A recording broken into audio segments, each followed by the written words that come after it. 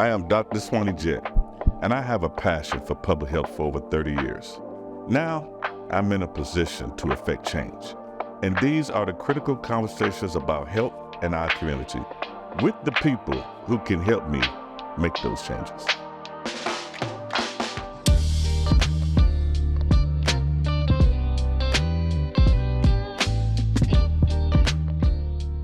Good afternoon. Welcome to CEO Live Talks, episode 2 with Miss Katie. You know, I remember when I became a health commissioner in Bullitt County, and you have your professional life and then you have your personal life, and you try to keep those two separate, but somehow they get blended. And so, did you have a personality shift when that occurred? Because I know I had to look at who I was when that occurred. Yes and no. So I think that is, for me, I have always wanted to keep professional, and personal, right? Right. And it wasn't until I actually came to the museum that facade went away. Okay. So in a small town, right. You worked in Bullitt County. Right, you know what that's like. We can swap some stories. That's not for the camera. But it is difficult. You know, the expectation, I wasn't a political official. Right. But I was expected to behave as such. They treated you like that. And so for me, it was always, not that I wasn't true to myself, but I felt like I had to be a more polished version of myself. Right. And I will say, coming to the museum with such amazing team members, that guard kind of went away. Right. And, I'm healthier for it. I hope they don't feel that it's any less of me or less professional of me, but it just makes life easier when you allow those two to migrate. Because you can't not be friends with your coworkers and be successful. Right. You have to have a good relationship with them, both during the day, and if you need to call them because there's an emergency, you have to be able to call them and know that they got your back. Yeah. Probably the strangest thing for me. So, because I was a health commissioner and my people inspected different places, so I had to be careful to make sure I didn't go eat at a restaurant and people was always giving me something. That's right. And so I would eat and drink in another town or another place. And that was difficult. That is difficult. And just so I wouldn't be seen that people would get for me with my face. The difficult part probably was, okay, I wear a bow tie at work or I wear a tie. And then when I leave, because I'm an athlete, I'm a football player, track star, I go put on a sweatsuit and a baseball cap. And people be like, huh? What? I think I know him. I think I know him, but I don't. So they walk by me. Or they'll see me with a blazer on and something flamboyant, and they couldn't identify who I was just because it was such a drastic change. And so I used should have tried that. Yeah. It fooled a lot of people. But Fridays would be the day I would come to the office in urban gear, whatever, and people were like, oh, you look quite different. Yes, I do. This is me. This is me, and I'm a lot more free spirit. And so it all became one. Just by me. And I don't know if it was me letting my hair down, but it was me like, I don't care what you think. This is who I am. But people feed off that energy. When we're closer to our truer selves, I feel like we better align ourselves with the people we're meant to be. Right. And who we're meant to work with and who we're meant to play with or whatever that may be. Yeah, because people tend to put you on a pedestal. I'm like, no, I have car problems. Yes. Yes. I got to go to the doctor. I got to go spank my kid. They sort of disrespected somebody today. I have real issues. I spilled coffee on my shirt. I might need to go back and change today because it looks inappropriate and I'm a little tedious with that and a retentive. But it just displays something a little bit different. Yeah. And of course, you have seen me in Leadership Louisville. Well, we expect so much of our leaders. Right. And I love that is shifting as a culture. Right. Before, when I started my career and observing this in a more corporate setting, you see that, that leader is almost untouchable. Right. That leader is unattainable. Right. They're not available to me. I can't ask them questions. Right. And maybe I conjured this in my own head, but to me, that's kind of the way I was raised. You Yeah, that's respect true. your leaders, you know, you don't challenge any of those things. And now being in my career that I have had the opportunity to serve as a leader, I don't want my people to feel that way. Right. And I feel like I tried to exude that in the workplace as much as I can. This is me, take it or leave it. Right. I'm a hot mess some days. Right. Other days I'm buttoned up and I know exactly where I need to be and I'm going to get there on time and all the things. Right. But that's okay. That makes us human. Right. And people need to know that People we are appreciate human. it. People appreciate it, but also I think you hit on the key thing. If I'm in a room, I don't want my thought to be the only thought or idea, right? Because agencies, corporations don't run well, led by dictatorship. That's right. So I need people to give feedback, ideas, and that's why it's important. Sometimes I'm in a room and I say nothing. I want to see who's going to come up with something great. But that's And- powerful. Yeah. Yeah. Sometimes nothing is powerful. And I love it. I'm in a room, and I will sometimes not go sit at the head of the table on purpose, Same. or I'll walk up to the meeting late and go sit in the back of the room. Same. So that's lessons. That's right. Well, you want to know if you're not in the room. The whole idea about being a leader is if you're not in the room, the organization is still going to be successful to Hopefully. a certain point. Hopefully. To a certain point, you know, you got to have a job still, so they Right. need you a little bit, right? Right. But we want to make sure that we have surrounded ourselves with directors or whatever we want to call those Right. people. Right. That in our absence, because inevitably it's going to happen, we all got to take a vacation, hopefully. That's what I'm preaching around here. We hopefully. need you to take a vacation and spend your money, Right, especially right. in Kentucky at the Especially Derby Kentucky. Museum. Yeah. However, we want to make sure that the succession planning continues on. Your team needs to know your vision so authentically Right. that in your absence, because you were sick, whatever that may be, they're continuing to run that meeting and they're continuing to share that And vision. they have better than an elevator speech. Yeah, It's their speech. that's right. Right. That's right. That's vision. Yeah. Okay. So I have seen the Derby Museum do a lot of great things over the years, but it's heightened its awareness in the community recently. So talk about, what the museum is doing and what you're contributing in the vision. So basically, in my role, my whole entire thought process is to make sure that once the guest walks in our door, until they leave, they have had the best experience at the Kentucky Derby Museum. So mostly operations are what I do.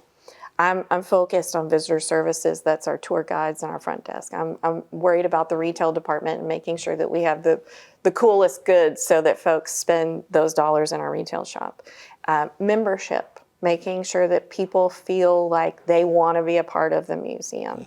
Group sales, international sales, motor coach sales, but also working side by side with the CEO, Patrick Armstrong, and making sure that we understand the vision. We're both on the same page.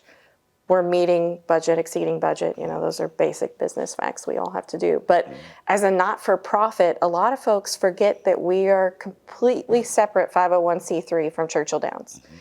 They do. To the outsider, we're synonymous with Churchill Downs, which we are the official tour provider of Churchill Downs. To see any of the property on a tour, you're coming through us. And we have just come off of 2 huge years. So Secretariat's 50th anniversary That's last correct. year. That's correct.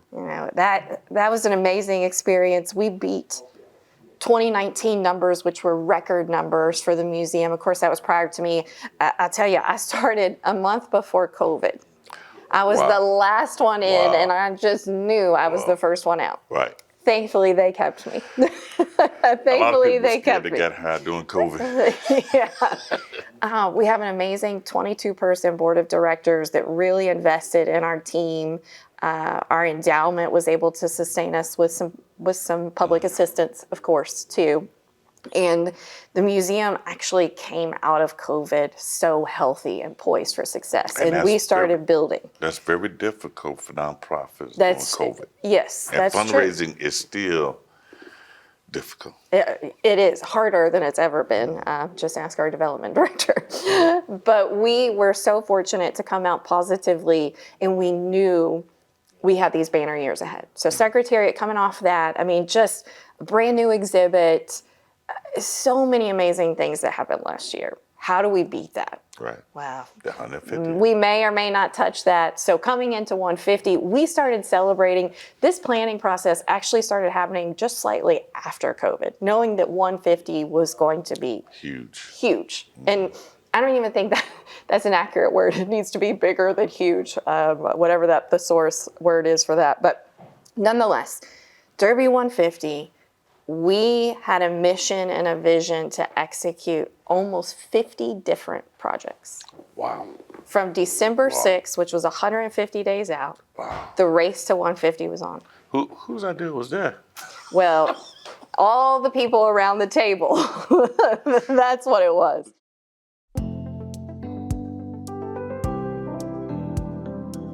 Hi, I'm Destiny. I'm the Community Health Workers Manager here at Park Duval Community Health Center. This is my team of community health workers.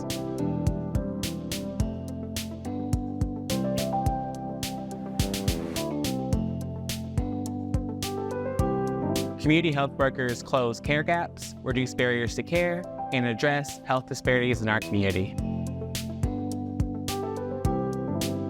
Community healthcare workers act as a bridge between the patient and the provider to stay engaged in the healthcare plan.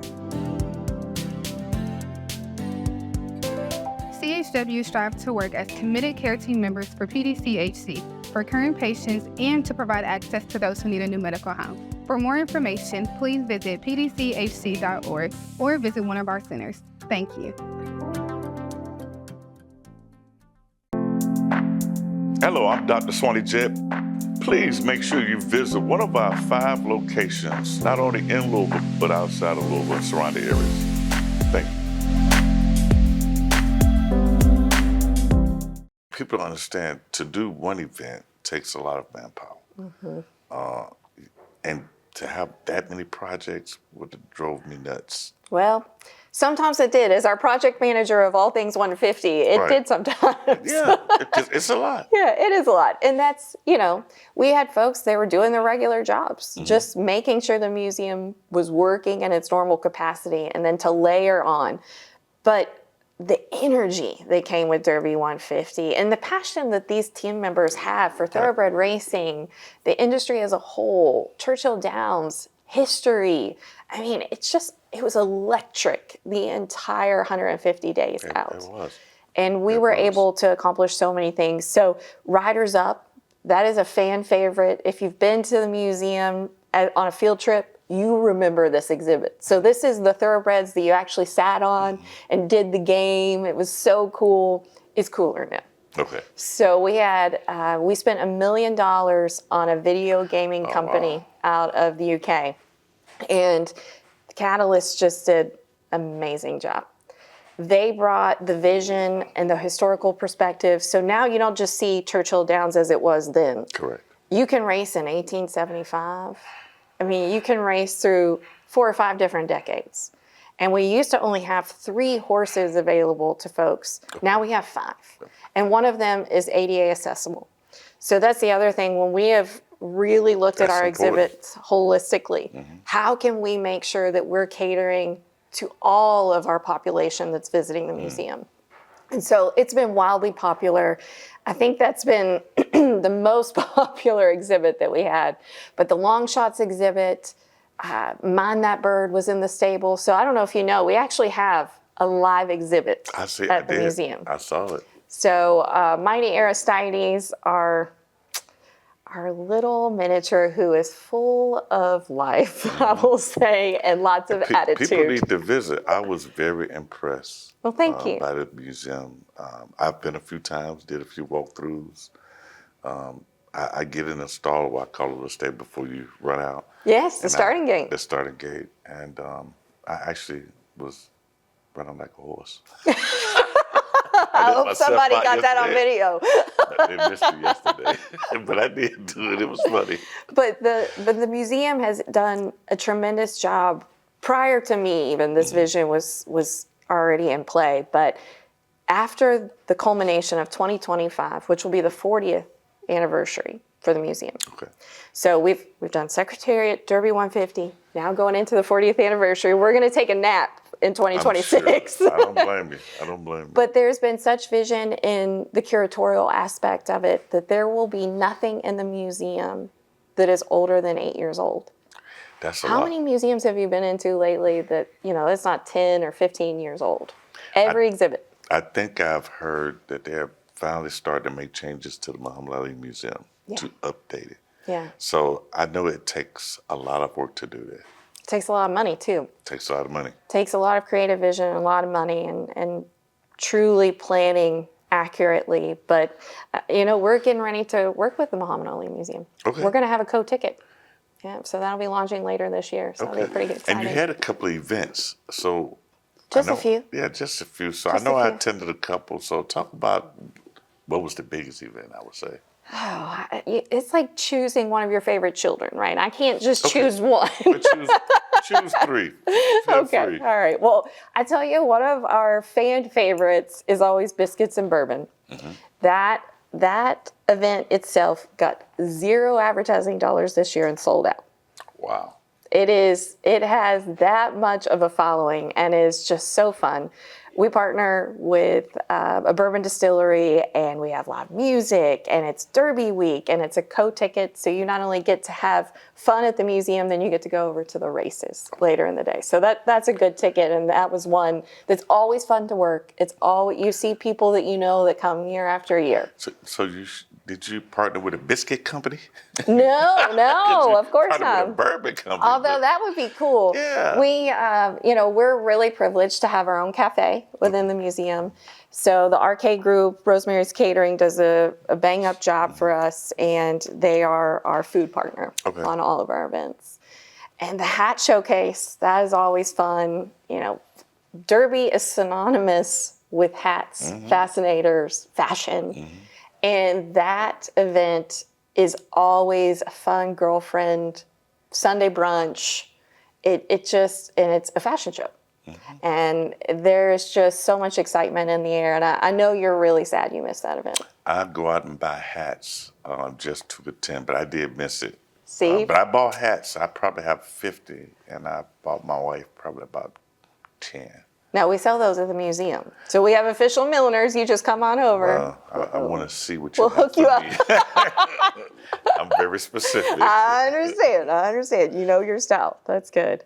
And then probably one of the coolest events that was new for the museum this year is our Derby 150 tribute dinner. So it really started as a Derby 150 celebration.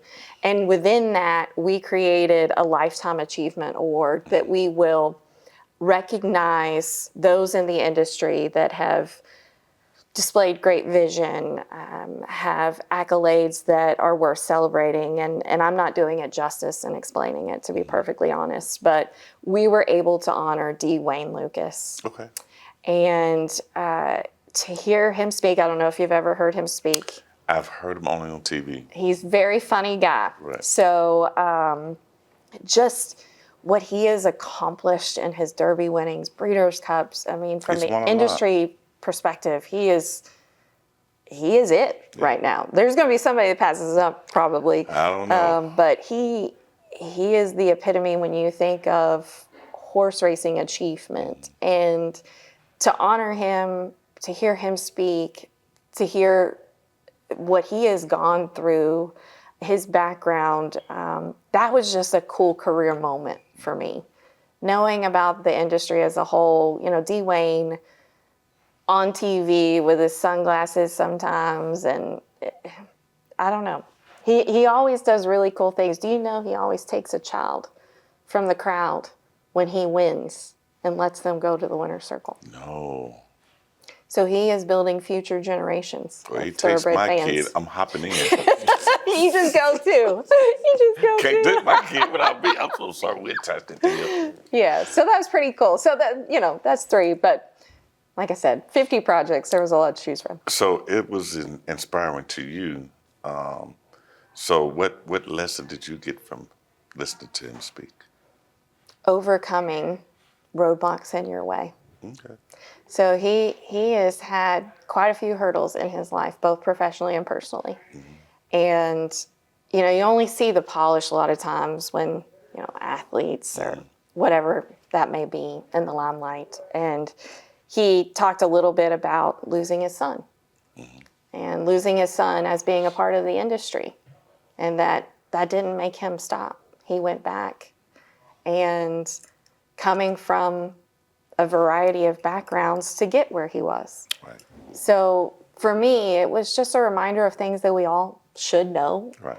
but it was a great reminder and a great inspiration to continue to serve in doing what we do. Well, you know, everybody is human, and oftentimes when we get in positions, people think we just arrived. They forget about the trial and tribulation, The journey. the lessons we had to learn, the do's and the don'ts, and they forget the human element aspect of that. Yeah. So you're very successful now. Yeah. So I don't know about that. no, you have accomplished a lot. So if you were gonna talk to your younger self, what advice would you give yourself? You know, it's funny. I just did an interview that I had to answer this question. Oh, so you got to answer. So now I got to remember prepared. what I said so that I don't contradict myself.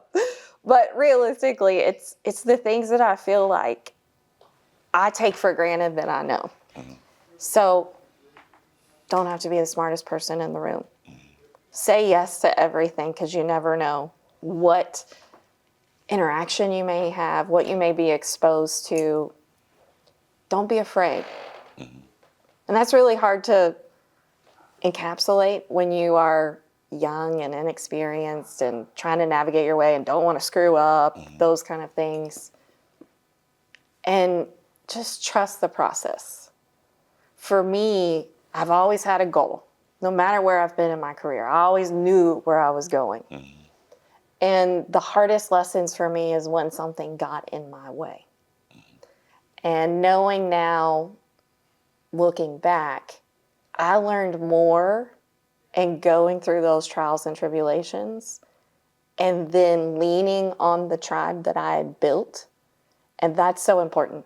You need mentors, you need a support system, professionally and personally.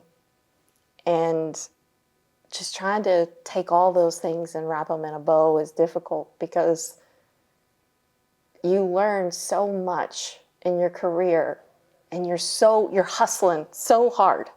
You need to win that award, or you need to be present at this thing, that you forget those lessons along the way. And now when I've had a really crappy day, or I've achieved a lot and my team is killing it at work, I always try to take time to reflect. Hello, my name is Sierra Clark, and I'm the Chronic Disease Manager at Park Duval Community Health Center. Ever since I started at Park Duval over 9 years ago, I have been committed to helping patients live healthier lifestyles. I am currently serving patients in the Chronic Care Management Program, or CCM program. My team and I help patients manage their chronic conditions such as obesity, high blood pressure, high cholesterol, and diabetes. In this CCM program, you will receive several benefits to help you manage your health. We offer monthly telephone calls to check in with your progress and to assist you with any concerns, assistance with scheduling your healthcare appointments, and assistance with filling your prescriptions in a timely and convenient manner. We also offer many resources to help you with the barriers you may face with eating healthy, being physically active, or monitoring your conditions at home. For more information, visit us online at pdchc.org or visit one of our health centers. I think I have begun to just not recently, but I live in a moment, right? Because that is the most realist that you would feel of being alive, right? Because you spend a lot of time of your life chasing a career, chasing a goal, and people forget that they lose themselves at that same time. So, you know, with the changes in your health and your husband's diagnosis, and he has overcome, how has your life changed and how you've thought about life moving forward? Well, you learn what's important real quick. At the end of the day, if we leave our positions, there's going to be somebody slotted in our position fairly quickly. I know they say tomorrow, but I know how difficult hiring is. Yeah, it's not going to be tomorrow. It is different. It is difficult. But it really, I've learned that to the point I made earlier, I always felt like I needed to be at every event, needed to be at certain things.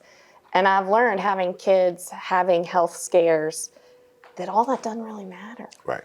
It doesn't matter. Yes, you want to achieve, you want to make your mark on the world, if you will. Right. But at the end of the day, it's the people that we live with that make the most impact on our lives.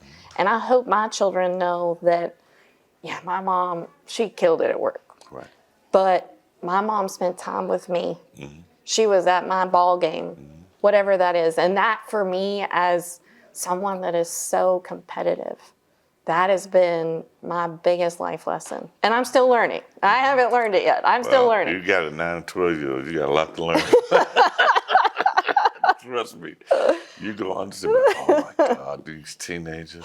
Yeah, I'm not ready for the girl teenager. Yeah. She's already mouthy, so I don't know about that. You ain't seen it yet. I'm not ready. So you might call me sometime. I can use some advice. Or a drink. Or a drink. The drink would probably be better. So what's next?